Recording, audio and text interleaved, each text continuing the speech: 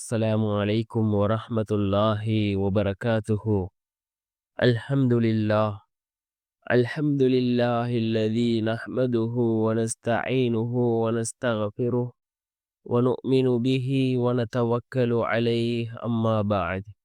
அன்பிற்குரிய அல்லாஹ்வின் நல்லடியார்களே, அன்பு சகோதரர்களே, நாம் தொடர்ச்சியாக பார்த்து வரக்கூடிய துஆக்களினுடைய திக்ருகளினுடைய தொகுப்பில் இன்று நாம் பார்க்க இருக்கின்ற விடயம் என்னவென்றால், நாம் ஃபஜ்ருடைய தொழுகையை தொழுதுவிட்டு நாம் இந்த துஆவை 7 தடவைகள் ஓதினால், நாம் நடக்காது என்று நினைத்த, நாம் நடக்காது என்று உறுதி செய்த அந்த காரியத்தை கூட அல்லாஹ் நமக்கு நடாத்தி தருகின்றான். அதே போன்று அல்லாஹ் நம்முடைய வாழ்க்கையில் பரக்கத்தை ஏற்படுத்தி தருகின்றான். செல்வ செழிப்பை அல்லாஹ் உண்டாக்குகின்றான்.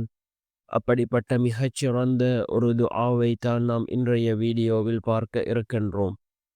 அன்பார்ந்தவர்களே, அல்லாஹ்வின் நல்லடியார்களே, ஃபஜ்ருடைய நேரம் இருக்கின்றதே, இது மிக முக்கியமான ஒரு நேரம். யார் இந்த ஃபஜ்ருடைய நேரத்திலே அல்லாஹுவை நினைவு கூறுகிறார்களோ, அல்லாஹ் அவருடைய தேவைகளை பூர்த்தி செய்து தருகின்றான்.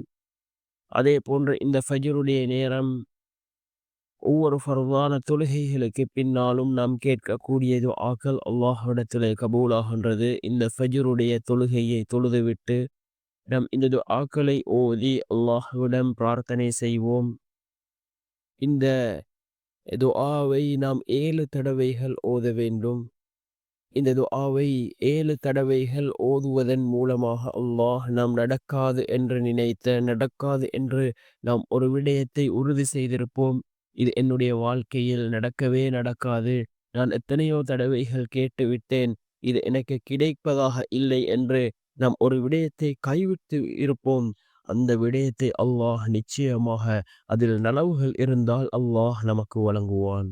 அப்படிப்பட்ட மிகச்சிறந்த ஒரு துஆ என்ன துஆ என்றால், சுபஹானல்லாஹி வல்ஹம்துலில்லாஹி வலா இலாஹ இல்லல்லாஹு வல்லாஹு அக்பர் வலா ஹவுல வலா குவத இல்லா பில்லாஹில் அலியுல் அலீம். சுபஹானல்லாஹி வல்ஹம்துலில்லாஹி வலா இலாஹ இல்லல்லாஹு வல்லாஹு அக்பர் வலா ஹவுல வலா குவத இல்லா பில்லாஹில் அலியுல் அலீம் என்று வரக்கூடிய இந்த துஆவை ஓதி நாம் அல்லாஹ்விடம் பிரார்த்தனை செய்வோம். 7 தடவைகள் இந்த துஆவை ஓதி நாம் நம்முடைய விடயங்களை அல்லாஹ்விடம் முன்வைப்போம். நிச்சயமாக அல்லாஹ், அதில் நலவுகள் இருந்தால் அதனை நிச்சயமாக நமக்கு அல்லாஹ் வழங்குவான்.